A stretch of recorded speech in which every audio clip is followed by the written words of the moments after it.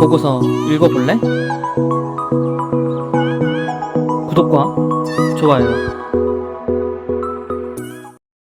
이번 보고서는 HMM 그리고 한국전력, 한전 KPS까지 알아보도록 하겠습니다. 자, 우선 42,000원 목표 주가고요. 영업이익이 1조 1,500억 정도로 나와서 예상치를 상회하는 실적을 달성을 했고요. 미주의 항만채선으로 인한 블랭크 쉐일링 영향으로 컨테이너 공급량은 감소를 했습니다만 수송량이 예상보다 감소량이 그렇게 크지 않아서 예상치보다 좀 상회한 것으로 나오고 있고요. 컨테이너 평균 운임률 같은 경우가 이 상하이 운임지수 대비해서 높은 점도 좀 호실적을 기록하는 데 도움이 됐다라고 나와 있습니다. 그리고 5월 1일부로 이제 적용이 되는 서비스 컨트랙트 운임은 지금 미주 항로가 100% 그리고 유럽 항로가 400% 인상이 된 것으로 판단이 됩니다. 자, 그렇기 때문에 결국에는 이제 실적 피크아웃의 우려가 좀 있었지만은 결론은 우리가 전에 HMM과 그 보고서를 봤었을 때 조만간 판가 인상이 이루어질 것이다. 그렇기 때문에 걱정하지 않아도 된다라는 걸 지금 이번 보고서로 확인이 좀 되었다라고 볼 수 있겠습니다. 그래서 당분간 뭐 주가가 빠지기보다는 뭐 유지를 하거나 오히려 또 상승을 할 수도 있을 것 같은 느낌이 있기는 합니다. 네, 그래서 그 다음 보고서는 36,000원. 여기는 42,000원이었죠. 좀 낮은 보고서가 하나 나왔고, 여기는 매출액 4조 9,187억 원. 그래서 YY 대비해서 100% 넘게 올랐고, 영업이익은 3조 1,486억 원으로 200% 상승을 했습니다. 앞에서도 봤다시피 컨테이너 단가와 환율 상승으로 인해서 전분기 대비해서 영업이익이 크게 개선이 되었고, 그 다음에 약 10조 원의 현금 자산을 가지고 있는 것으로 신규 선방 확보라든가 주주환원 정책이라든가 전환사채 조기 상환 등 다양한 방법을 좀 고려하고 있기 때문에 제가 볼 때 HMM 같은 경우에는 이 이벤트 하나로 주가가 단기적으로 좀 급등하지 않을까라는 생각을 좀 갖고 있습니다. 대신에 또 내려갈 만한 모멘텀도 없죠. 그러니까 유지하는 동안에 잘 노려서 들어갔다가 시장이 전체적으로 무너질 때만 담다가 이것을 이용해서 이벤트를 이용해서 단기로 끌어올린다면 그때 매도하고 나오는 그런 전략을 쓰시면 괜찮지 않을까 싶습니다. 자, 앞으로도 상황이 우호적이진 않습니다. 일단 상하이 봉쇄 영향으로 SFI 17주 연속으로 좀 하락을 하고 있고 물동량이 감소했기 때문에 당연한 수치이고 결국에는 그렇다라는 얘기는 물동량이 감소가 되면 운임료라든가 이런 것들이 혹은 항로 운항하는 것들이 횟수가 좀 줄어들면서 매출액과 영업이익이 줄어들겠죠. 이제 그런 부분들만 좀 잘 관리를 하게 되면 괜찮지 않을까. 그리고 어차피 이제 점점 이제 상하이도 풀고 있거든요. 풀고 있기 때문에 그런 부분에서 물동량 감소는 이전보다 나아지지 않을까 싶고요. 다음은 이제 제일 문제인 한국전력입니다. 자, 한국전력 같은 경우에는 매출은 16조 4,641억 원이고요. 영업 적자가 7조입니다. 매번 말씀드리지만 거의 지금 2년간 제가 여러 번 다뤄드리고 있는데 정말 여러 번 설명할 때마다 영업 적자가 늘어납니다. 당연히 컨센서스 하회고요. 전기요금 인상이 지체가 되면서 대규모 적자가 발생이 됐고 거기에 또한 유연탄과 LNG 가격이 급등하면서 전력 단가는 90원 그리고 S&P 상승 여파로 전력 구입 단가 역시 230원까지 상승을 했지만 전력 판매 단가는 110원으로 거의 플랫 상태입니다. 그렇기 때문에 적자가 점점 커질 수밖에 없고 그나마 인수위에서 에너지 정책 정상화를 위한 5대 정책 방향으로 해가지고 전기요금 원가주의 원칙을 확립하겠다. 그래서 원가에 연동하는 전기요금을 책정하겠다라고 발표한 것인데 지금 요금 인상폭이라든가 시기에 대해서는 하반기에 결정할 것이라고 하고 있기 때문에 6월은 좀 넘어서 결국에는 선거가 끝나고 나서 지방선거가 끝나고 나서 전기요금이 인상이 되지 않을까 싶고요. 하반기까지 연료 가격 인상이 지속이 된다면 영업 적자 폭이 더 커질 것이다 라고 좀 보고 있는데 아무래도 이거는 좀 막아지지 않을까 싶습니다.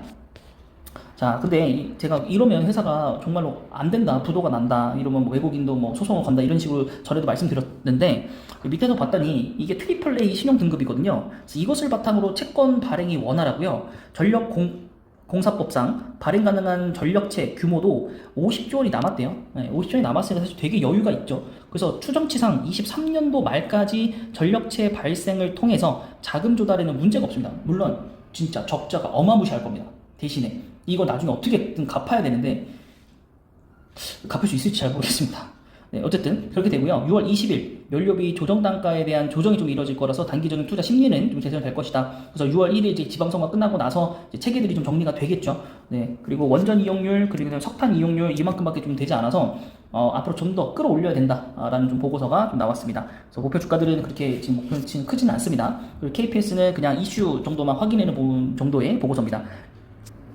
영업이익은 225억 원 하회를 했고요. 화력 같은 경우가 굉장히 많이 줄어들었고 대외비도 굉장히 많이 줄어들었고 재료비도 굉장히 많이 줄어들었다라고 볼 수 있겠습니다. 자, 수익성이 낮은 일부 해외 화력 프로젝트 비용 인식이 경비 상승으로 연결되어서 실적이 좋지 않게 나왔고, 이제 밑에서 보시면 신한울 3호기, 4호기가 2024년도부터 5년도까지 착공 계획할 예정이며 2025년도 고리 2호기를 시작으로 매년 1기 이상의 노후 원전 연장 운영 심사를 완료할 계획이라고 합니다. 총 10기가 연장 운영이 될 거고요. 경상 정비, 그 다음에 계획 예방 정비 매출 증가가 기여가 될 거고, 수출 쪽으로도 보시면 뭐 기존에 있었던 프로젝트 이외에도 영국 정부와 지금 신규 원전 관련을 논의하고 있기 때문에, 그리고 한미 정상회담에서도 이 원전 수출 협력을 논의하고 있기 때문에 거기에 관련된 회사들이 굉장히 지금 저희가 공부하면서 많아졌습니다. 그죠? 그래서 어디가 있냐면 우선 이제 SML 관련된 회사들은 당연히 삼성물산, 그 다음에 두산 에너빌리티, 여기까지만 쓰겠습니다. 에너빌리티, 그 다음에 이제 오르비텍 원전주죠. 그 다음에 우지는 사실 거의 테마주기 때문에 우지는 추천드리지 않겠습니다. 네, 그래서 요 정도 3개의 회사 정도, 이거 이외에도 뭐 현대건설이라든가 나머지 회사들, 건설 회사들 중에서도 이 SMR 쪽으로도 이제 관련 있는 회사들도 있기는 한데, 일단은 좀 대표적으로 보실 수 있는 회사들은 요 3개가 집중되어 있기 때문에 요 회사들을 좀 잘 알아보시면 괜찮을 것 같고, 이따가 차트를 통해서도 우리가 한번 살펴보도록 하겠습니다. 자, HMM 일봉이고요. 거래량은 꽤 나오는데 이제 하락봉으로 좀 전환이 되어서 그 부분들이 조금 아쉽고요. 네, 그 다음에 이제 주봉으로 보신다면은 지금 상승 흐름에서 이번 주가 좀 상승이 좀 깨졌다. 그래도 주봉상으로 굉장히 좀 많이 올라왔기 때문에 뭐 이 정도 타이밍에서 뭐 하락은 그렇게 큰 문제는 없는 것 같고, 월봉상으로 보셨을 때 굉장히 큰 폭으로 호황을 누렸다가 지금 이런 모든 것들이 피크아웃으로 다 빠지면서 시장이 좋지 않으면서 지금 내려와 있는 상태인데, 일봉상으로 보면은 지금 모멘텀을 잡아가지는 못하고 있는 상황인 것 같습니다. 어쨌든 이제 중국의 봉쇄 영향 때문에 그래도 우선적으로 기관이 순매수를 해주고 있는 상황이고, 그 다음에 외국인은 아직까지는 좀 순매도인 상황입니다. 그래서 이번 주에 흐름이 좀 바뀔까 싶기는 한데요. 두고는 봐야 될 것 같습니다.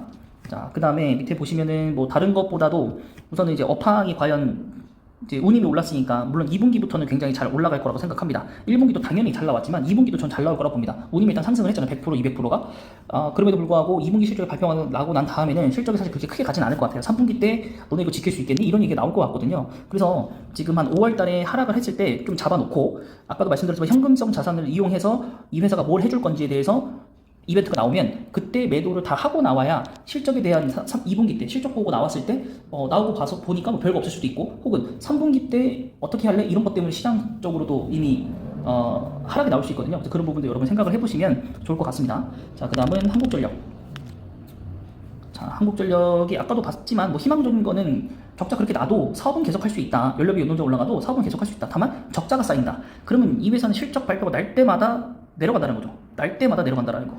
그렇기 때문에 저는 사실상으로 적자가 어느 정도 해결되려는 그런 모멘텀이 없이는 저는 매수하는 건 추천드리지 않습니다. 일단 외국인 같은 경우 지금 이제 매도 상황이고, 그 다음에 지금 뭐 기간은 약간 순매수 상황이긴 합니다. 순매수 상황이긴 하고, 그래도 지금 보고서들이 너무 안 좋고 적자가 너무 넘쳐나기 때문에 볼 때마다 늘어나니까 1분기가 7조인데 안 늘어난다는 보장 없이 그냥 8조라고 생각하고 4분기 때려버리면 32조 적자거든요. 누가 32조 적자 나는 걸 뻔히 아는 상황에서 누가 투자를 하겠습니까? 정말 단기적인 모멘텀이 아닌 이상. 그래서 단기적 모멘텀으로 하는 거 아니면 저는 매수를 안 하겠습니다. 그리고 한전 KPS는 조금 다른 느낌이죠. 한전 KPS는 이제 원전 쪽 관련이기 때문에 지금 주가상으로는 굉장히 좀 많이 내려왔어요. 많이 내려왔고, 지금 1분기 보시면은 실적은 좋지 않게 나왔어요. 하지만 이제 원전 설비 확대 때문에 좋은 거니까 어쨌든 이제 윤석열 정부랑 맞물리는 회사죠. 여기는 오히려 투자를 해도 되겠다 싶습니다. 여기는 오히려. 왜냐면 제목표도 괜찮아요. 좋잖아요. 네.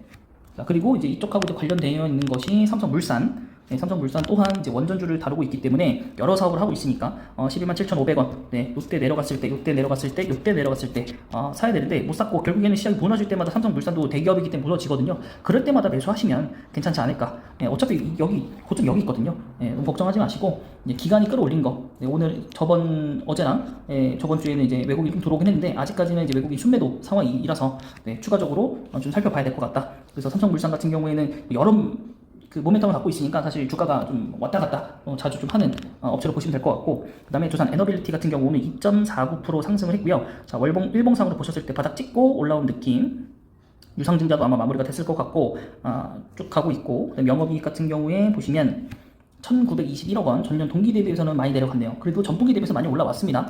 유상증자나 이런 것들 했기 때문에 뭐 괜찮은 것 같고, 5월 20일에 14만 주 추가 상장하는군요.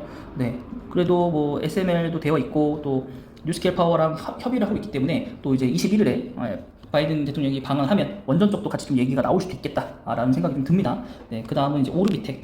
저희가 보고서를 통해서 하나 이제 알아낸 그런 기업체고, 여기가 이제 그 내용 때문에 바로 올라갔었어요. 그죠? 근데 그 이후에 정말 많은 이제 매도 차익이 나오면서 지금 주가가 엄청나게 빠졌는데, 저는 이때가 좋다라고 봅니다.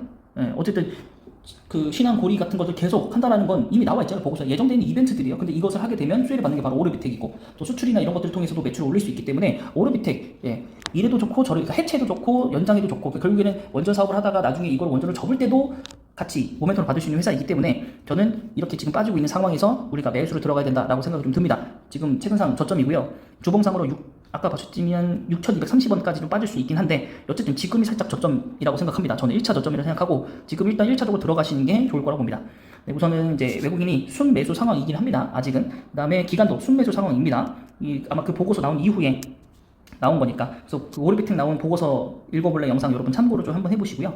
네, 그 다음에 130억. 여기가 또 이제 항공 쪽으로도 또 연관되어 있기 때문에 또 우주 쪽 사업하고도 관련이 좀 있습니다. 그래서 130억 매출이죠. 매출이 130억 나왔다고 되어 있고, 또 보시면 네, 항공사 사업 쪽도 같이 있으니까 좀 보셔라 라는 거.